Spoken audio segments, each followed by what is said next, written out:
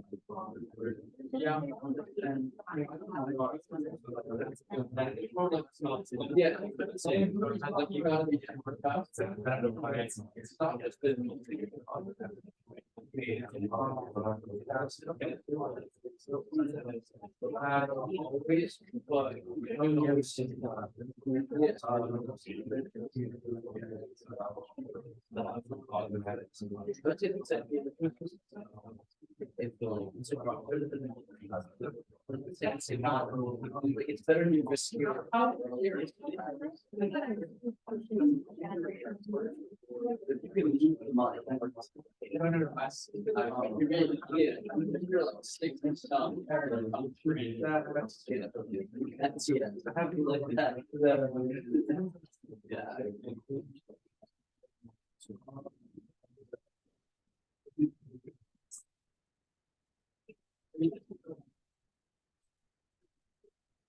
Okay, so if anyone wants to volunteer what their group talked about, specifically like what their group said about, you know, what is investments in general, if anyone wants to volunteer and be a brave person and volunteer.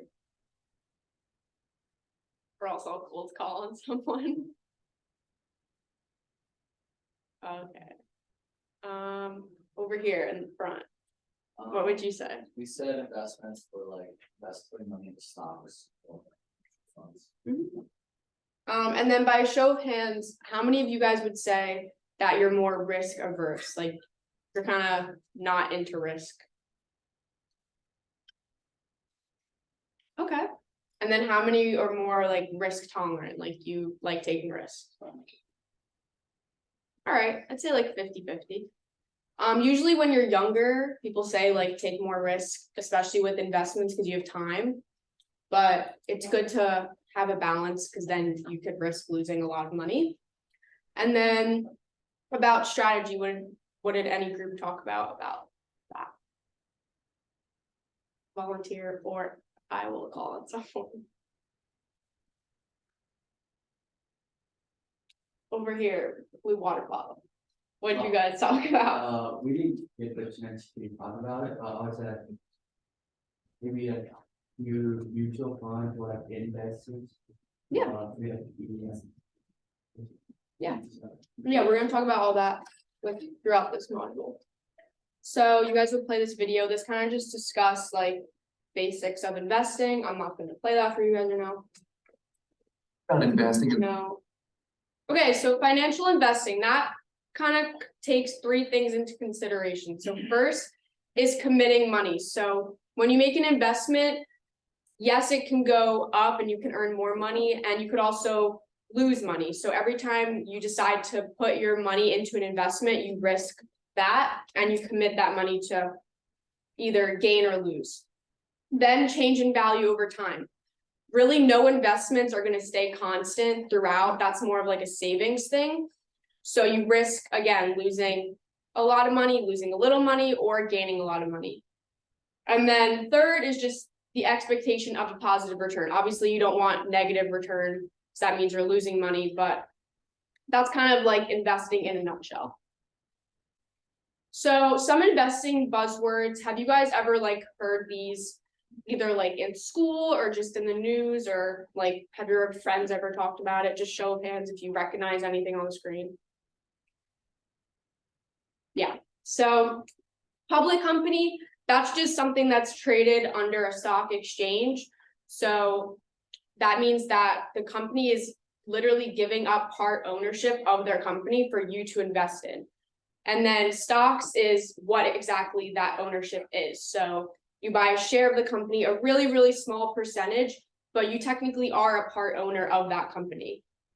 And that's why public companies have like millions of shares for people, because you're not owning a huge percentage, but you technically are a part owner. So here's some examples for like Netflix. So they have a stock price about $225, and they issue around 450 million shares. So that would make their market cap 100.25 billion. So that's just kind of a good way to see like what the company is valued at. So for example, if you bought, 10 shares of Netflix, you multiply that by 225 a share, that's how much you would pay for the share. And then say, a week later, their price goes up to 230. You're making that extra money per share, which is a good thing if it's going up, but it could be a bad thing if it's going down. But a good thing to remember is, yes, the stock could go up a whole lot and it can go down a whole lot, but you're not actually gaining or losing money until you decide to sell that stock. So a lot of people get nervous, especially when the stock price is going down and it keeps going down, but you're not technically losing money until you pull out. So it's always good to, try to keep going and let that pass, because usually it always ends up settling.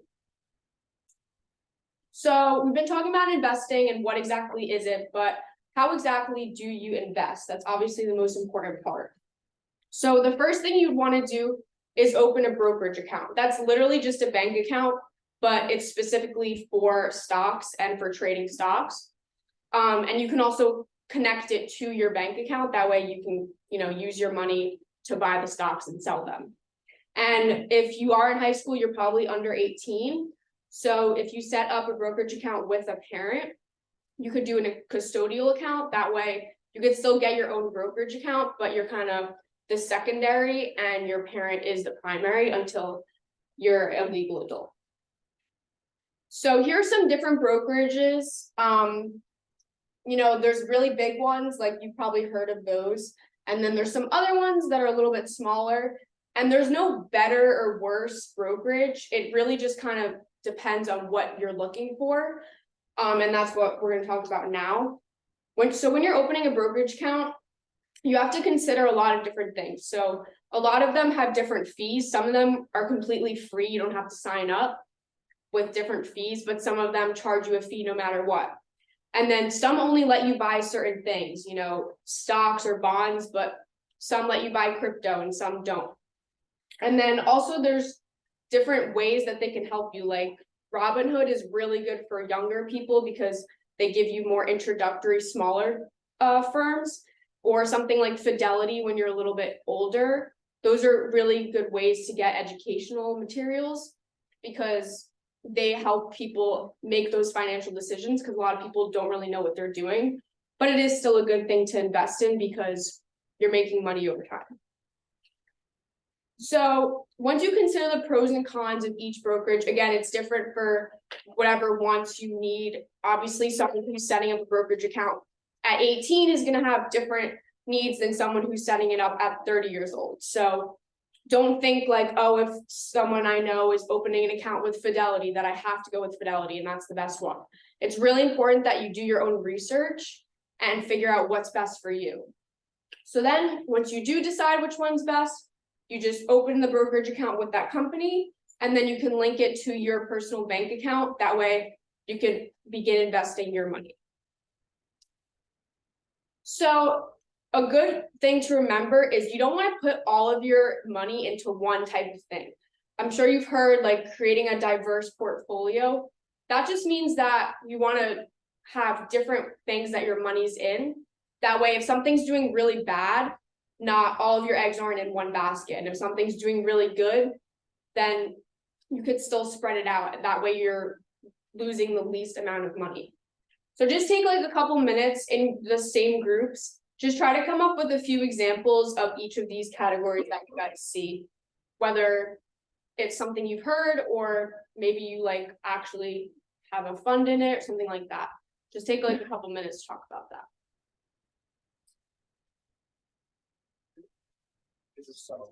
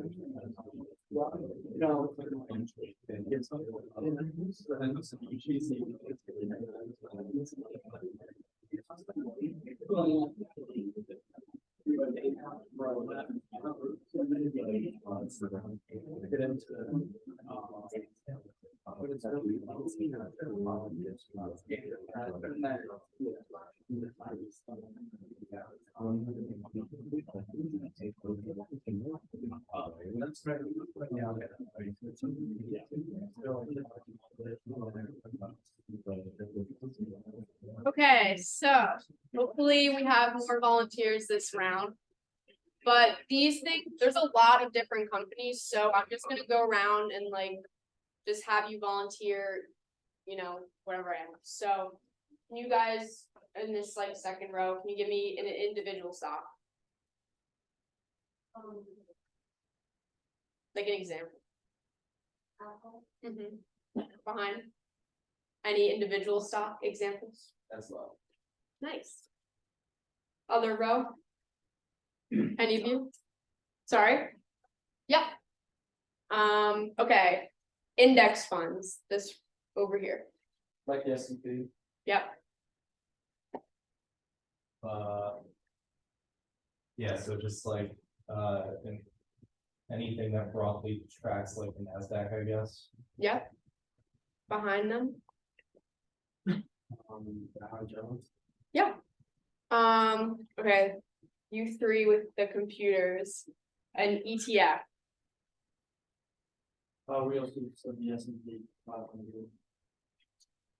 All right. Behind them, a mutual fund.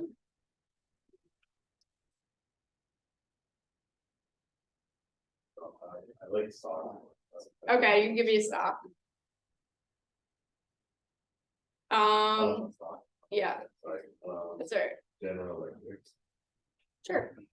So there's obviously so many, I'm not gonna go on, but usually the bigger companies like, you know, the Apples and the Googles and the Amazons, those are individuals.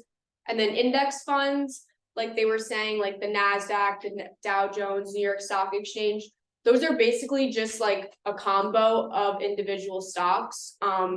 Like for example, the S&P 500, that's 500 top performing companies. So something like that is a good thing to invest in because they're chosen by people who are researching them and they're on the path for success. So they're more likely to be positive. And then ETFs and mutual funds are just more examples of different types of investments. So, you know, when you think to invest and you're planning on investing, you have to have some sort of goal in mind. especially if you guys are young, you know, that's the very beginning of investing. So if you're thinking more long-term, you know, maybe I put $100 every single month and I'm not going to touch that until I'm ready to retire. That's something that you can do.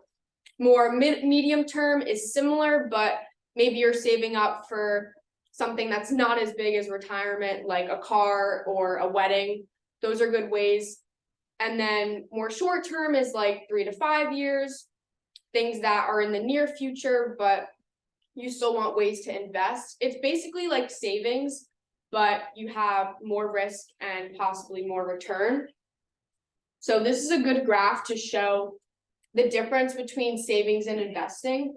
So savings, you could see it's like really a steady, barely an incline, because it's very passive and really doesn't make you as much money. Whereas investing, yes, it can go a lot lower than savings, but it can also go a lot higher.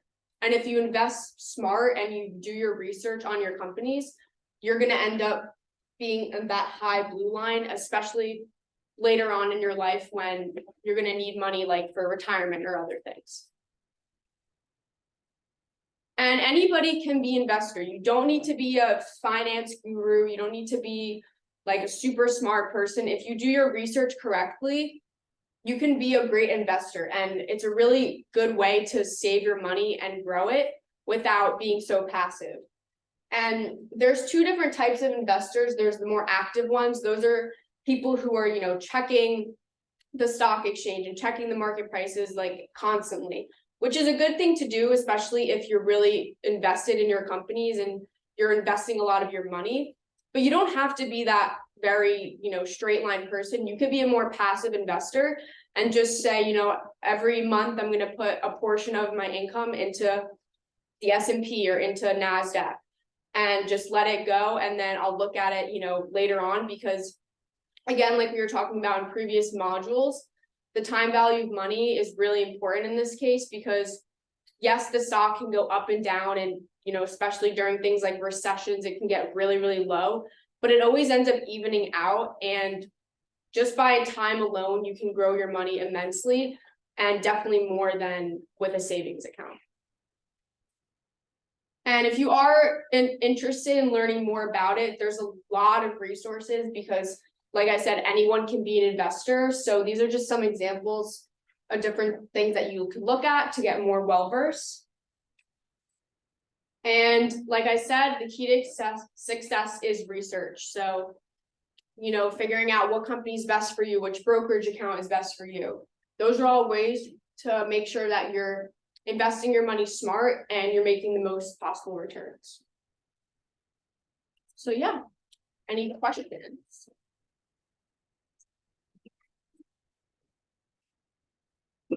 So that's basically how the module would go.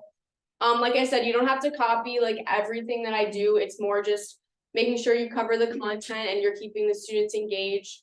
Like I said, this module is a little bit more difficult than the one that we did last week, but it's really good. And we find that the kids are a lot more interested in things like that, because obviously investing is really exciting to talk about. But yeah.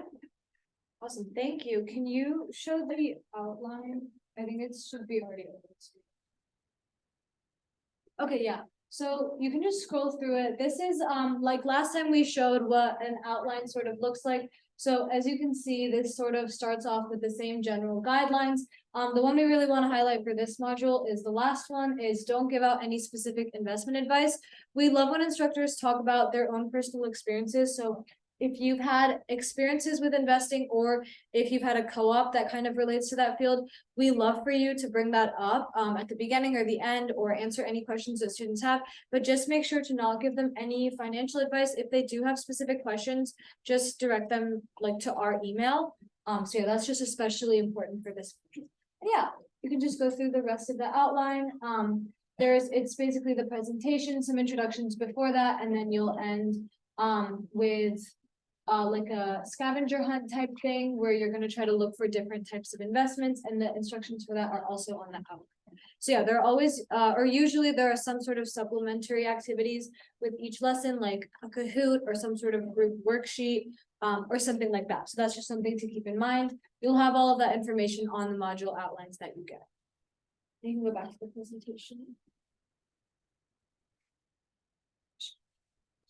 Yeah. Okay, so now we're going to talk a little bit about our lead instructor certification process. So our certifications, first of all, will be happening on Saturday and Sunday of this week. Just so everybody knows, on Saturday, we're gonna have it done virtually. We usually don't, but it's gonna be very, very cold and we just don't want people to have to like walk outside more than they have to. So the process will be done virtually, but on Sunday it'll be in person. I believe it'll be an IV. If you sign up, we'll send you all of the information that you need to know. Like after, we'll send it to you on Friday. So when you sign up, you'll pick a 20-minute time slot and you will tell us which module you're presenting. So we've presented 2 modules to you, budgeting or personal finance, FAQs and budgeting, and then today investing. So you can pick either of those modules to present. If you've been to an FFC teaching session in previous semesters and we presented another module that you're interested in presenting, you can also do that. We don't care which module you present. It doesn't affect anything. And yeah, just like for a refresher, lead instructors, all you have to do is present a module back to us. We'll give you more instructions even like the day of and like before, but basically once you select your lesson that you are going to present to us, you will go to our website, which will have like the website URL after this. You'll go to our website, you'll go to member resources, and when you'll scroll all the way to the bottom, you will have the presentation and the outline from today's lesson and from the lesson last Monday. So that's how you'll access the presentation. We'll also send it to you on Friday, but this is for if you want to look at it like tomorrow. So you'll have access to this presentation or the other presentation, as well as both of the outlines. So what we're going to have you do is do basically kind of what Francesca did. So you'll go through the outline. We're not going to have you do like, if there's like a small group activity, we're not going to have you do it, but we're just going to have you go through it and explain what you would do. And then we'll have you present the presentation, which is the bulk of the lesson, to us as if we were high school students. So just important things to remember is just try to be engaging, ask us questions, just treat us like you would treat the high schoolers that are in the class. So yeah, it's hopefully a very cool process.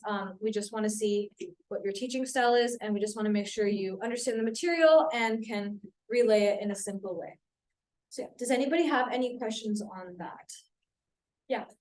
Maybe I missed it. When should we be expecting the module outline which we signed up for? Okay, so if since the sessions are Saturday and Sunday, we're gonna send out confirmation emails on Friday, so you'll get it then. But if you're looking to practice beforehand, you can go on our website, and under the members tab at the very bottom, you'll see the outline and the presentation. So you'll get it definitely by Friday, but this is just for if you want to see it before.